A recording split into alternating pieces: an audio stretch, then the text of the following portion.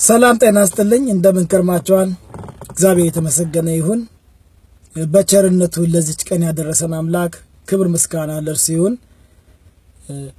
የእመቤታችን የቅድስት ድንግል ማርያም ፍቅሯ ጣዕሟ ረድኤቷ አማላጅነቷ በእኛ ላይ ይኖር ዛሬ እንደ እግዚአብሔር ፈቃድ ፍልሰታ ለማርያም ሰምተናቸው የማናውቃቸው መጽሐፍ ቅዱሳዊና ታሪካዊ እውነታዎችን ነው አንዳንዶቹን የመጽሐፍ ቅዱስ ጥቅሶች ሰምተው ይችላል ግን ምን ለማለት እንደሆነ በጥልቀት የእንዲ የተማርኩትን ያነበብኩትን በሙግት ላይ ሆኜ የሰማሁትን በጣም የሚያስደስቱ የአባቶቻችን የጥንት አባቶችም የዘመናችን ሊቃውንቶችም የሚመልሱ ደስ የሚሉ መልሶች አሉ እና ብዙ ጊዜ እመቤታችን ቅድስት ድንግል ማርያም ፈለሰች ከዚህ ምድር ከጌቴሴማኒ ከመቃብሯ ልጇ ወዳጇ አስነስቶ ወደ ገነት ወሰዳት የሚለው ነገር ዛሬ አንዳንዶቹ ራሳቸውን ክርስቲያን የሚሉ ተቃውሞ ያስነሳሉ መቃወም መብታቸው ነው ግን ተቃውሞ ሲነሳ ግን ቤተክርስቲያን ደግሞ ያንን የምታደርገው ነገር ገልጻ ማስተማር አለባትና ይህ ለሁላችንም እንዲጠቅም አድርጌ አዘጋጅቻለሁ መጽሐፍ ቅዱስ ስለ ፍልሰታ ማርያም ምን ፍንጭ ይሰጣል በመጽሐፍ ቅዱስ አባቶቻችን ሊቃውንቶችም ተርጓሚዎችም ሲያስተምሩ መጽሐፍ ቅዱስ አንድን ነገር በትንቢት በምሳሌና በሚስጥር አድርጎ ያስተምራል ነው ሁሉ ነገር በቀጥታ ብቻ ሳይሆን በምሳሌ በትንቢትና እንደዚህ ያደረገ ይገልጻል ስለ እመቤታችን በሁለቱም የተገለጸላት አለ በምሳሌ የተገለጸላት አለ በትንቢት የተነገረላት አለ ያንን ትንቢት ሚስጥሩን ፈልፍለን ማግኘት የምንችለው እንዴት ነው ዛሬ ብዙ አይነት የመጽሐፍ ቅዱስ ትርጉሞች ስትዛቡ ለእመቤታችን የተነገረውን ብዙዎቹ ካልመቀራች ተነሳ በመንቀበል ላይ ግን ተቃውሞንና አላስፈላጊ ንግግር ያደርጋሉ ስለዚህ በዚህ የተነሳ ይህንን ቪዲዮ እንዳዘጋጅ አስገዶኛል ማለት ነው እኔም በጣም ስለተጠቀመኝ ሌሎችንም በደንብ እንደሚጠቅም እርግጠኛ ስለሆንኩበት በእግዚአብሔር ቸርነት ዛሬ አቀርበዋለሁ መጀመሪያ በመጽሐፍ ስናገር ስለእመቤታችን ስናገር እመቤታችን ቅድስት ድንግል ማርያም ፈለሰች እንላለን ፍልሰታ ማለት ምን ማለት ነው አባቶች ሊቃውንት በደንብ አስተምረውታል በአለም ላይ ያለው ትርጉም ሁሉ አንድ አይነት ትርጉም ነው ያለው በግዕዝም ይሁን በእንግሊዘኛም ይሁን በግሪክም ይሁን በዕብራይስጥም ይሁን በአረብኛም ይሁን ሁሉም አንድ አይነት ትርጉም ነው የሚሰጠው አባቶቻችን ፈለሰ ከሚለው ቃል ነው ከአንድ ቦታ ወደ ሌላ ቦታ ተወሰደ ነው በእንግሊዘኛ አሰምሽን ይሉታል የእመቤታችንን ዛሬ በምዕራቡ በምስራቁ ዓለም ምስራቅ ዩሮፕ እንዲሁም ደግሞ ስካንዲኔቪያን ካንትሪስ ከእንደገና ደግሞ የሮም ካቶሊኮች ይሄንን በዓል ሊያከብሩ ሁሉም እየተዘጋጁ ነው ይሄንን በዓል አሰምሽን ኦፍ ሜሪ ይሉታል ይህ ማለት ፍልሰታ ለማርያም ማለት ነው ይህ ማለት ከአንድ ቦታ ወደ ሌላ ቦታ ተወሰደች ነው አሴንሽን ኦፍ ሜሪ አይደለም የእመቤታችን እርገት ሳይሆን የሚሉት የእመቤታችን ፍልሰት ተብሎ ይከባባቶቻችንም ይሄንን ልክ እንደዚሁ አስቀምጦታል ማለት ነው እንግዲህ ቃሉን ከተመለከትን እስቲ የመጽሐፍ ቅዱሳዊ ማስረጃዎችን ሚስጥሮችን እየፈለፈልን እናያለን ማለት ነው አንደኛው በዮሐንስ ራእይ ምዕራፍ 12 ከቁጥር 1 እስከ 2 የተጠቀሰችው ሴት ማርያም ናት የሚል ነው ቃሉን መጀመሪያ እናነበውና ከዛ ወደ ሚስጥሩ እንዳለ ማለት ነው ታላቅ ምልክትን በሰማይ ታየ ፀሐይን ተጎናጽፋ ጨረቃ ከእግሯ በታች ያላት በራሷም ላይ የ12 አክሊል የሆነላት አንዲት ሴት ነበረች እርሷም ጸንሳም ነበር ምጥም ይዛ ልትወልድ ተጨንቃ ጮኸች ይላል ከዛ ላይ አንድ ቁጥር ካለፈ በኋላ ድራጎንም ደግሞ ይላል ያሳድዳት ጀመር ይላል እና ይህ ቃልን ይላሉ አባቶቻችን ተርጉመው ለሁለት ትርጉም ሰጥተዋል በቤተክርስቲያን አንድምታ መሰረት የመጀመሪያው ዮሐንስ የተመለከታት ሴት እመቤታችን ቅድስት ድንግል ማርያም ስትሆን በሁለተኛ ደረጃ ደግሞ ይህ ደግሞ አንድም ተብሎ ሲተረጎም ለጥንቷ በመከራ ውስጥ ላለፈችው ለአባቶች ዘመን ቤተክርስቲያን ይሰጣል ይላሉ ክርስቶስን እንዴት በምጥ በጭንቅ ይከተሉ እንደነበረ በአሰቃቂ ሁኔታ እንዴት ያሳልፉ እንደነበር ስደታቸውን ላይ የሚገልጽ ነው። ይህ ከእመቤታችን ጋር የተያያዘ ነው። እመቤታችንም ዛሬ የቤተ ክርስቲያን እናት ተብላ ትታወቃለች ማለት ነው። በዚህ የተነሳ ዮሐንስ እመቤታችን ቅድስት ድንግል ማርያምን እንዳየ ያስቀምጣሉ። ነገር ግን በተቃዋሚዎች የሚያስነሳው ጥያቄ እሺ ዮሐንስ አያት እንበል፣ ነገር ግን የተመለከታት በአካለ ሥጋ ለመሆኗ ነፍስና ሥጋዋ ተነስታ ለመሆኗ ምን ማስረጃ አላችሁ የሚል ጥያቄ አለ እና ይህ አግባብ ያለው ጥያቄ ነው። ይህን ነገር እንዴት ነው የምንመልሰው ነው? ዮሐንስስ ደግሞ ከእንደገና በሰማይ ቅዱሳንን ሲመለከት ስለነሱ የተናገረው ነገር ምን አለ ነው? እስቲ እንመልከት። መጀመሪያ በዮሐንስ ራእይ ምዕራፍ 6 ከቁጥር 9 ላይ በሰማይ ስለነበሩት ስለ ቅዱሳን ነፍሳት ሲናገር እንዲህ ይላል፣ የታረዱት ነፍሳት እስከ መቼ ድረስ አትፈርድልንም እያሉ ሲጮሁ ሰማ አለ። የታረዱት ነፍሳት አለ።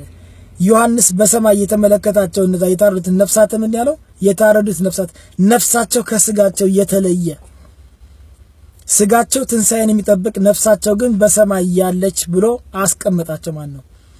እንደ እመቤታችን ግን አንዲት ሴት ወይም አንድ ሰው ብሎ አልተናገረም።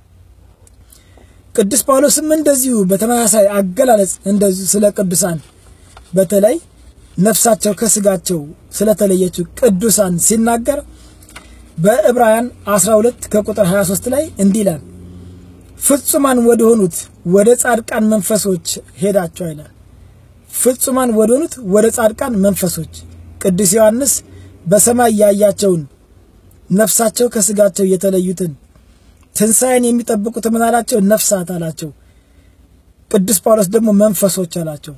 ለእመቤታችንን ሲመለከት ግን አንዲት ሴት ብሎ እመቤታችን መሆኗን የሚገልጹ ምልክቶችንም አድርጎ አስቀምጦባት ተናገረ። ታዲያ ዮሐንስ እመቤታችን ቅድስት ድንግል ማርያምን በአካለ ሥጋ ሲመለከታት ነፍስና ሥጋዋ ወደ ተነስቶ ሲመለከታት የቻለው እንዴት ነው? እመቤታችን ቅድስት ድንግል ማርያም ካልተነሳች በሰማይ እንዴት በአካለ ሥጋ ሊመለከታት ቻለ ነው? ይህንን በምዕራቡ ዓለም እመቤታችን የተመለከታት ኢምቦዲድ ይሉታል። ኢምቦዲድ ማለት ነፍስና ሥጋዋ አብሮ ሆኖ ተነስቶ ማለት። ለቅዱሳን ነፍሳት ግን ዲዝ ኢምቦዲድ ይላቸዋል። ነፍሳቸው ከሥጋቸው የተለየ ብሎ ያስቀምጣል። እመቤታችን እንግዲህ ሲመለከታት ግን በአካለ ሥጋ ነው የተመለከታት። ስለዚህ እመቤታችን ቅድስት ድንግል ማርያም ልጇ ወዳጇ ሙስና መቃብርን አጥፍቶ ከሞት አስነስቶ ስለወሰዳት ስላፈለሳት ዮሐንስ በሰማይ አይቷታል ነው። ሁለተኛው ደግሞ የምንመለከተው ደግሞ አሁንም ከዚሁ ጋር በጣም የሚቀራረብና ደግሞ ይሄኛው ደግሞ ሞር ጠንከር ያለና በደንብ ገላጭ የሆነ ነው ማለት ነው። ሁለተኛው በሰማይ የታየችው የኪዳኑ ታቦት እመቤታችን ነች ይላል። በዮሐንስ ራእይ ምዕራፍ 11 ከቁጥር 19 ላይ እንዲህ ይላል፣ በሰማይም ያለው የእግዚአብሔር መቅደስ ተከፈተ፣ የኪዳኑም ታቦት በመቅደሱ ታየ አለ። ዛሬ በዓለማችን ላይ ያሉ አብያተ ክርስቲያናት ሁሉ በአንድ ነገር ተስማምተዋል። ዮሐንስ በራእይ የተመለከተው በሰማያት የተመለከተው መቅደስና ታቦት ሙሴ በዘጸአት 25 ቁጥር 10 ላይ የሰራው ከግራር የተሰራው የታቦት ሳይሆን ወይም ደግሞ ሰለሞን ደግሞ ያነጸው ደግሞ በአንደኛ ነገሥት ምዕራፍ 6:2 ላይ የተናገሩት ቤተ መቅደስ አለመሆኑን አስረግጠው ተናግረዋል። እንግዲህ ዮሐንስ በሰማይ የተመለከተው መቅደስና ታቦት ሰለሞን የሰራው መቅደስና ሙሴ ደግሞ እንዲሰራ የታዘዘው ታቦት ካልነ ይህ መቅደስና ታቦት ማን ነው? ዮሐንስም የተመለከተው በሰማይ ነው። ይህን ነገር ፈልፍለን ለማግኘት መጀመሪያ መቅደስን የሚለውን ነገር በደንብ ማየት አለብን። አዲስ ኪዳን ስለ መቅደስ ምን ይላል? በብሉይ ኪዳን ጊዜ ቤተ መቅደስን እናውቃለን። በአዲስ ኪዳን ግን እንዴት ነው? ይህንን ለማግኘት ስንሞክር የዮሐንስ ራእይ ራሱ በዮሐንስ ራእይ ላይ ይህንን መልሱን ይመልሰዋል። በዮሐንስ ራእይ ምዕራፍ 21 ከቁጥር 22 ላይ እንዲህ የሚል ቃል አለ፣ ሁሉንም የሚገዛ አምላክና ጌታ በጉ መቅደሷ ናቸው አለ። ኢየሱስ ክርስቶስን መቅደሷ ናቸው አለ። መቅደስ በእርሷ ዘንድ አላየሁም አለ ዮሐንስ ሲናገር። ዮሐንስ መቅደስ የለም አላለም። ሌላ ግን እንደ ሰለሞን ያለ አይነት መቅደስ አላየሁም። ያ መቅደሷ ግን ያየሁት ግን ራሱ በጉ ነው፣ ኢየሱስ ክርስቶስ ነው፣ ሁሉንም የሚገዛ ጌታና ደግሞ አምላክ ነው ብሎ ተናገረ። ስለዚህ ጌታችን መድኃኒታችን ኢየሱስ ክርስቶስ ዮሐንስ በሰማይ የተመለከተው መቅደሱ ከሆነ ታቦቱ ማን ነው? ታቦቱ እመቤታችን ቅድስት ድንግል ማርያም ነች። እንግዲህ ይሄንን በደንብ ደግሞ ሰፋ እያደረግን እንመለከተዋለን። አሁንም ራሱ ወንጌላዊ ዮሐንስ ደግሞ በዮሐንስ ወንጌል ምዕራፍ 2 ከቁጥር 19 እስከ 21 ላይ ጌታችን በቤተ ክርስቲያን ተገኝቶ ይህን ቤተ መቅደስ አፍርሱት በ3 ቀን አስነሳዋለሁ ሲላቸው እነሱ ግን ሰለሞን ስለሰራው ቤተ መቅደስ መስሏቸው ነበር። ዮሐንስ ግን እዛው ላይ ተረጉሞ እርሱ ግን ስለ ሰውነቱ ይናገር ነበር አለ። መቅደስ የተባለው የጌታችን የመድኃኒታችን የኢየሱስ ክርስቶስ ሰውነት ነው። ታቦቱ ደግሞ እመቤታችን ቅድስት ድንግል ማርያም ነች። በአዲስ ኪዳን እውነተኛው መቅደስ ጌታችን መድኃኒታችን ኢየሱስ ክርስቶስ ሲሆን እውነተኛውና ደግሞ አዲሷ ደግሞ ታቦት ደግሞ እመቤታችን ቅድስት ድንግል ማርያም ነች። ዮሐንስ በሰማይ የተመለከተው እመቤታችን ቅድስት ድንግል ማርያምን ከልጇ ከወዳጇ ከጌታዋ ከኢየሱስ ክርስቶስ ጋር ነው። አባቶቻችንም መቅደስ ባለበት ታቦት አለ፣ ታቦት ባለበት መቅደስ አለ፣ ክርስቶስ ባለበት እናቱም ትሆናለች ይላሉ። ስለዚህ ዮሐንስ እመቤታችን ቅድስት ድንግል ማርያምን በሰማይ የተመለከታት እመቤታችን ቅድስት ድንግል ማርያም ስጋዋ እንዳይበሰብስ አርጎ ልጇ ወዳጇ አስነስቶ ወደ ራሱ ስላፈለሳት ነው። በቀና አስተሳሰብ ስናስብ የአዲስ ኪዳን እውነተኛው መቅደስ የተባለው ጌታችን ኢየሱስ ክርስቶስ ነው። ታዲያ እንግዲህ ጌታችን ኢየሱስ ክርስቶስ የአዲስ ኪዳን ቤተ መቅደስ ከተባለ እመቤታችን ቅድስት ድንግል ማርያም ታቦቱ መሆኗን አያሳየንም ወይ ነው? እና ልጇ ወዳጇ ጌታዋ ኢየሱስ ክርስቶስ ወደ ራሱ ወስዷት ዮሐንስ በሰማይ ተመልክቷታል። ሶስተኛው ደግሞ የምንመለከተው ደግሞ ቅዱስ ዳዊት ደግሞ ደስ የሚል ነገር የተናገረው ነው። በጣም እዚህ ላይ በጣም ግልጽ ነው። ብዙዎቹ ሚስጥሩን ፈልፍለው ግን ማወቅ ስላልቻሉ ወይም ደግሞ አንዳንዶቹ ሆም ብለውም ስለሚያደርጉ ቃሉን መርዳት አልቻሉም። እስቲ እንመልከተው።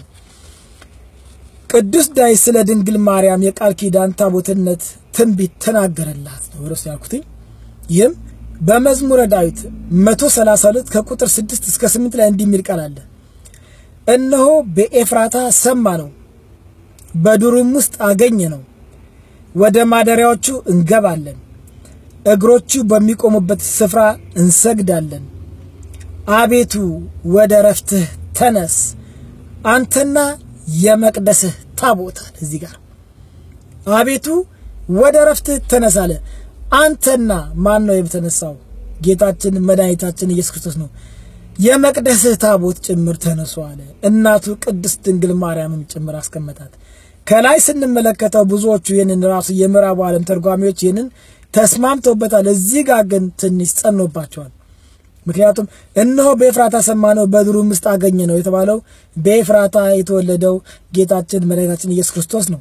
ስለሱ እንዳለ ተናግሮ መጥቶ ስለ ትንሣኤው ስለ ውልደቱ ከተናገረ በኋላ ስለ ትንሣኤው ሲናገር ግን አቤቱ ወደ ረፍትህ ተነስ አንተና የመቅደስህ ታቦት ብሎ መዝሙረኛው ቅዱስ ዳዊት አስቀድሞ ለእመቤታችን ቅድስት ድንግል ማርያም ትንቢት ተናግሮላታል።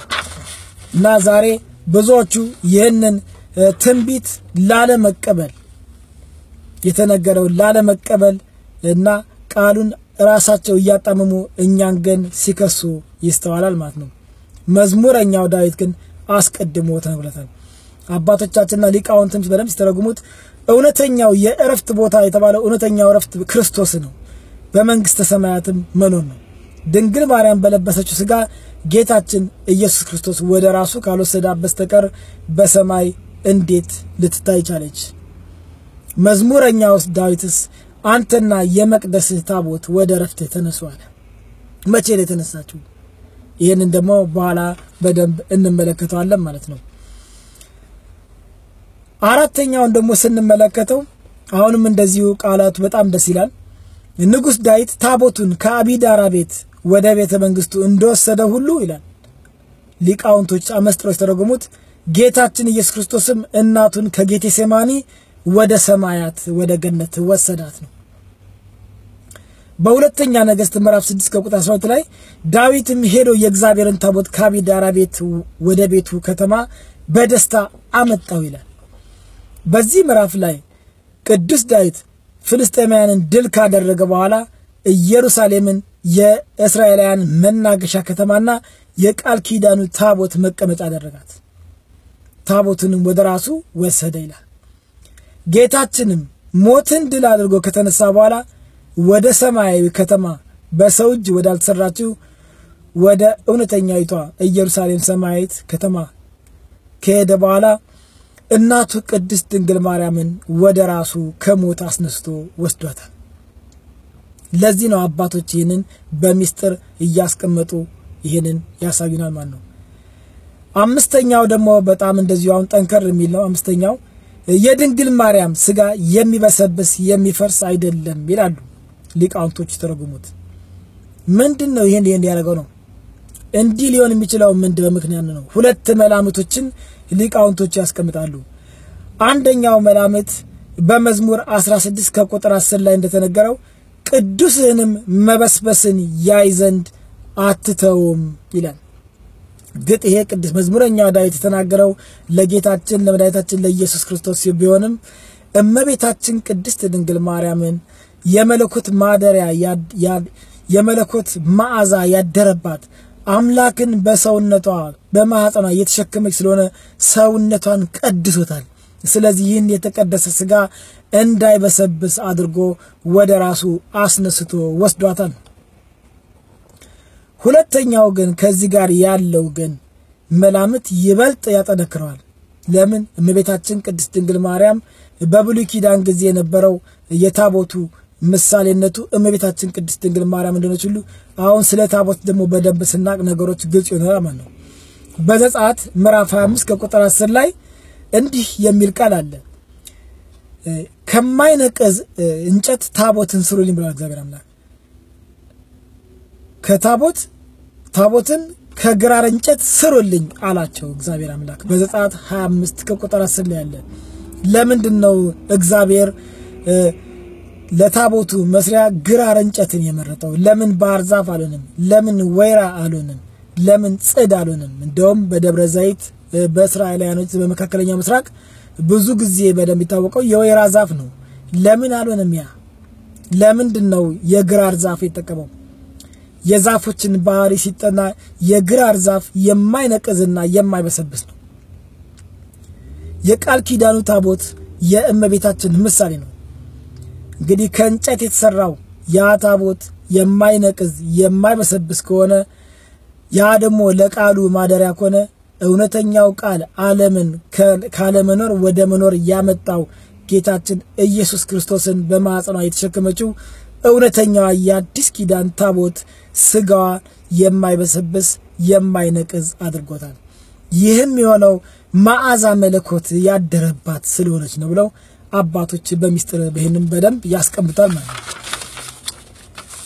እና ይህም በዚህ የተነሳ ስጋዋ የማይበሰብስ የማይፈርስ ስለሆነ ራሱ ልጇ ወዳጇ ጌታዋ ኢየሱስ ክርስቶስ ወደርሱ አፍልሷታል ይላሉ። ፈለሰ የሚለው ነገር በግልጽ ቋንቋ ከአንድ ቦታ ወደ ሌላ ቦታ ተወሰደ ነው። እመቤታችን ቅድስት ድንግል ማርያም በቋንቋ አጠቃቀም አረገች ስለሚባል በራሷ ኃይል ማረግ አትችልም፣ በራሷ ኃይልም መነሳት አትችልም። ነገር ግን ልጇ ጌታዋ ኢየሱስ ክርስቶስ አስነስቶ በራሱ ደግሞ ኃይልና ፈቃድ ወደ ራሱ ወስዷታል ነው። እንግዲህ ስድስተኛው መላምት በጣም ጠንካራውና በጣም አስተማማኝ ነው። ደግሞ ስንመለከተው ንጉሱ ባለበት ንግስቲቱ ትኖራለች ነው። ንጉሱ የተባለው ጌታችን መድኃኒታችን ኢየሱስ ክርስቶስ የንጉሰ ነገሥት ሲሆን የንግስታት ንግስት ደግሞ የሆነች ደግሞ እመቤታችን ቅድስት ድንግል ማርያም ነች። እንግዲህ በእን ስንመለከት ብዙ ጊዜ በተለይ በምዕራቡ ዓለም እምነት ተቀበሉ የሚያነሱት አንዳንድ ክርክር ይህ ለድንግል ማርያም አይደለም እያሉ ጉንጭ አልፋ ክርክር ያደርጋሉ። ይህ የተነገረው ለኛ ለአዲስ ኪዳን ለምንኖር ለቤተ ክርስቲያን ለተባለው ለክርስቲያኖች ነው፣ በቀኝ የምንቀመጠው እኛ ነን ይላሉ። ነገር ግን ንግስቲቱ በቀኝ ትቀመጣለች ይላል። ሌላ ደግሞ የሚያነሱት ደግሞ ተቃውሞ ደግሞ ምንድነው? በዚህ ላይ ንግስት የተባለችው ዳዊት የሚናገረው ስለ ንጉሱ ሚስት ስለ ራሱ ሚስት ነው ስለ ሰለሞን ሚስት ነው የሚል ያልተረጋገጠና የተዛባ ትርጉም ያደርጉ አሉ። በመጽሐፍ ቅዱስ ግን በንጉሱ በቀኝ መቀመጥ የሚችለው ማን ነው? ሚስት ናት ወይስ እናት ናት ነው? እንግዲህ በአገራችን ባህል ንግስት ወይም እቴጌ የምንለው ብዙ ጊዜ የነገስታቶችን ሚስት ነው። በምዕራቡ ዓለም ደግሞ ፈርስት ሌዲ እንደዚህ ያውታል። ወይም ደግሞ በዛ ጊዜ በነበረው ቋንቋ እቴጌና ንግስት የምትባለው የንጉሱ ሚስት ነች። በእስራኤልስ እንደዛ ነው ወይ ነው? ይሄንን በመጽሐፍ ቅዱስ ማረጋገጥ አለብን። ብዙ ጊዜ ተቃዋሚዎች የሚቀሙት ያለ መጽሐፍ ቅዱስ ድጋፍ ነው። እስቲ መጽሐፍ ቅዱስ ግን ማንን ነው ሚስትን ነው ወይስ እናትን ነው በንጉስ ቀኝ እንድትቀመጥ የሚናገረው? ሚስትን ነው ወይስ እናትን ነው ንግስት ብሎ መጽሐፍ ቅዱስ የሚናገረው? ይሄንን እንመለከታለን ማለት ነው። በሁለተኛ ዜና መዋዕል ምዕራፍ 15 ከቁጥር 16 ላይ እንዲህ የሚል ቃል አለ። ንጉስም አሳ እናቱን ማዕካን በማምለኪያ አጸድ ጣዖት ስላደረገች ከእቴጌነቷ ከንግስትነቷ አዋረዳት። አሳም ምስሏን ቆርጦ ቀጠቀጠው፣ በቄድሮንም ወንዝ አጠገብ አቃጠለው አለ። በእስራኤል የነበረው ንጉስ አሳ እናቱ የማምለኪያ አጸድ ስለሰራች ከንግስትነት አዋረዳት ይላል። እንግዲህ በእስራኤል ስንመለከት ንግስት የሚሆኑት እናቶች ናቸው እንጂ ሚስቶች አይደሉም። እና የሚቀጥለው ደግሞ በደንብ እንመለከተዋለን። አሁን እንደዚሁ በኤርሚያስ ምዕራፍ 13 ከቁጥር 18 ላይ እንዲህ ይላል። ለንጉስና ለንጉስ እናት ለንግስቲቱ የክብራችሁ አክሊል ከራሳችሁ ወርዷልና ተዋርዳችሁ ተቀምጣችኋል በል ይላል። እዚህ ላይ በወቅቱ በሰሩት ኃጢአት የተነሳ ንጉስና የንጉሱ እናት አለ። የንጉሱ እናት ሚላታ ንግስቲቱ ይላታል ማለት ነው። ስለዚህ በመጽሐፍ ቅዱስ ንግስት የሚባሉት በእስራኤል ባህልና መጽሐፍ ቅዱስ ታሪክ ውስጥ እናቶች እንጂ ሚስቶች አይደሉም። ይሄንን ደግሞ በሚቀጥለው ላይ በደንብ ግልጽ ይሆንና እናያለን። ከዛ በኋላ አባቶቻችን እንዴት አድርገው በመጽሐፍ ቅዱስ ለቤታችን አመስጥረው እንደተናገሩ ማወቅ እንችላለን ማለት ነው። በአንደኛ ነገሥት ምዕራፍ 2 ከ19 እስከ 20 እንዲህ የሚል ቃል አለ። ቤርሳቤህ የአዶንያስን ነገር ትነግረው ዘንድ ወደ ንጉሱ ሰለሞን ገባች አለ። ቤርሳቤህ የሰለሞን እናት የዳዊት ደግሞ ሚስት ነች። አሁን ወደ ማን መጣች? ወደ ሰለሞን ገባች ይላል። ለአዶንያስ ልትለምንለት ማለት ነው። ንጉሱም ሊቀበላት ተነሳ፣ ሳማትም፣ በዙፋኑም ተቀመጠ አለ። ለንጉሱ እናት ወንበር አስመጣላት፣ በቀኙም ተቀመጠች አለ። ስለዚህ በእስራኤላውያን ባህል በቀኝ የሚቀመጡት በቀኝ የሚቆሙት ንግስቶች የንጉሱ እናት እንጂ የንጉስ ሚስት አይደሉም። ስለዚህ መጀመሪያ የእስራኤልን ባህል በደንብ የመጽሐፍ ቅዱስን ባህል ጠንቆ ማወቅ ይቻላል። ከዛ በኋላ በመዝሙር 45 ቁጥር 9 ላይ በወርቅ ልብስ ተጎናጽፋና ተሸፋፍና ንግስቱ በቀኝህ ትቆማለች አለ። ስለዚህ የጌታችን የመድኃኒታችን የኢየሱስ ክርስቶስ እናት ነች። እዚህ ጋር በቀኝ የምትቆመው ለአማላጅነት የምትቆመው እሷ ነች። ስለዚህ በደንብ ስለሰናገረ በተለይ ከቁጥር 17 ላይ እዚሁ ላይ በጣም የሚገርም ቃል ይናገራል። እንዲህ ይላል፣ ለልጅ ልጅ ሁሉ ስምሽን ያሳስባሉ፣ ስለዚህም ለዓለምና ለዘላለም አሕዛብ ሁሉ ይገዝልሃል ይላል። አንዳንዶቹ ዛሬ እንዲህንን ቃል አጣሙ የሚተረጉሙት የሰለሞን ሚስት ነች፣ የዳዊት ሚስት ነች፣ ወይም ደግሞ የዳዊትም እናት ብንል የትኛዋን የዳዊት እናት ነው ለልጅ ልጅ ሁሉ ስምሽን ያሳስብልሃል የተባለና ስማቸውን የምናሳስብላቸው ከእመቤታችን በስተቀር? ትውልድ ሁሉ በጽዮን ይልሻል፣ የተመሰገነሻል፣ እየተመሰገነ ያሳስቡሻል ነው የተባለው ሁሉ። ስለዚህ ይህ ቃል የተነገረው ለእመቤታችን ነው። እንግዲህ ንግስቲቱ በቀኝ ከቆመች እመቤታችን ቅድስት ድንግል ማርያም ካልተነሳች እንዴት አርጋ ነው በንጉሱ ፊት መቆም በንጉሱ በስተቀኝ በኩል ልትቆም የቻለችው? ስለዚህ እመቤታችን ቅድስት ድንግል ማርያም ልጇ ወዳጇ ጌታዋ ኢየሱስ ክርስቶስ አስነስቶ ወደ ራሱ ስላፈለሳት ወደ ራሱ ስለወሰዳት ዛሬ በቀኙ ትገኛለች። እንግዲህ ይሄንን ከተመለከተን ብዙ ይሄንን በተለይ ጥያቄዎች የሚያስነሱ ደግሞ ብዙ ነገሮች አሉ። እነዛን ደግሞ በተለይ ሰፋ አርገን የምንመለከታቸው በሚቀጥለው ይሆናል። የድንግል ማርያምን ፍልሰት የሚቃወሙ የሚያነሱት ጥያቄዎች እና በኦርቶዶክስና እንዲሁም ደግሞ የእመቤታችንን ፍልሰታን የሚያከብሩ የሚሰጡት ደስ የሚሉ ምላሾች አሉ። ይህ በሚቀጥለው ክፍል በሁለተኛው ላይ ይቀርባል። ቪዲዮ እንዳይረዝም ነው። አሁንም በጣም አሳጥሬ ጨምቄ ነው ያቀረብኩት። ጥያቄዎችን ግን ሁላችንም በጭንቅላታችን እያብላላ ነው እንድንቆይ ለእናንተ አሁን ነግራችኋለሁ ማለት ነው። ይህንን እንግዲህ ፍልሰታ ለማርያምን የሚቃወሙ ናቸው ይህን ጥያቄ የሚያነሱት። አንደኛው ዮሐንስ 3:13 ላይ ከሰማይ ከወረደው በስተቀር ወደ ሰማይ የወጣ ማንም የለም፣ እርሱም በሰማይ የሚኖረው የሰው ልጅ ነው ይላል። ስለዚህ እናንተ የምትሉት ውሸት ነው፣ ከሰማይ ከወረደው በስተቀር ወደ ሰማይ የወጣ የለም ብሎ ዮሐንስ በወንጌል ተናግሯል ይላሉ። ሁለተኛው ደግሞ በለስ በሰው ሥጋ ወደ ሰማይ ከክርስቶስ ኢየሱስ በስተቀር ያረገ የለም የሚልም የተቃዋሚዎች ጥያቄ አለ። ሶስተኛው ደግሞ የድንግል ማርያም ፍልሰት በ1959 በፓፓ ፓየስ 12ኛው የተቀናበረ የፈጠራ ስራ ነው፣ በታሪክ የተደገፈ አይደለም። ለመጀመሪያ ጊዜ ፍልሰታ በዓል መከበር ጀመረው በ819 በቫቲካን ነው፣ ከዛ በፊት አይታወቅም የሚል ጥያቄዎች ይጠይቃሉ። ቀጥሎ ደግሞ ድንግል ማርያም ንግስት ነች ካላችሁ ለምን አክሊል አልደፋችም የሚል የሞኝ ጥያቄ የሚጠይቁም አሉ። ይህ እንግዲህ በስጋይ አይን መመከከመከተን ሰንደ ጥያቄ የሚጠይቁት ለዚህ ሁሉ መልስ አለ። አምስተኛው ደግሞ ብትፈልግስኛ ምን አገባን who cares ይላል። መጽሐፍ ቅዱሳዊ እና ታሪካዊ ማስረጃ ስለሌለው it doesn't matter we don't need it የሚሉም አሉ። ለኛስ ግን እንዴት ነው ያስፈልጋል የሚል አለ።